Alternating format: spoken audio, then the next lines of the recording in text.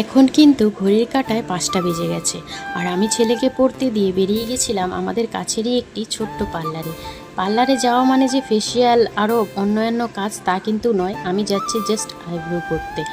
আর জানো তো মাসে অন্তত আমাকে 2বার আইব্রো শেভ করতেই হয়, কেননা আমার হেয়ার গ্রোথ না প্রচুর।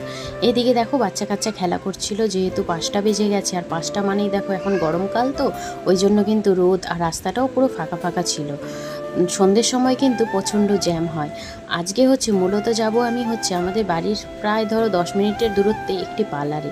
আর তার আগে তোমাদের একটি জিনিস শেয়ার করি। এই যে বাড়িটা দেখতে পাচ্ছ, এই বাড়িটার সাথে অনেক স্মৃতি জড়িয়ে আছে জানো তো। দাঁড়াও নামটা তোমাদের দেখাই।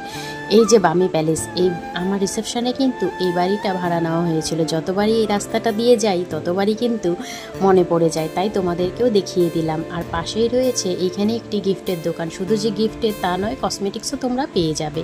আমাদের এই যে শ্যামসুন্দর ঘাটে যাওয়ার দিকে ঠিক এই যে পার্লারটা দেখতে পাচ্ছ, এভারগ্রিন লেডিস বিউটি পার্লার।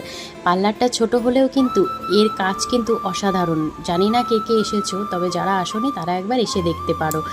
আর পার্লারটা বহু পুরনো বলেই কিন্তু এখানে ভিড়ও প্রচুর হয়। আমিও চলে গেছিলাম আর আমি বরাবরই ভাবলাম তোমাদের সাথেও শেয়ার করি ভিডিওটি।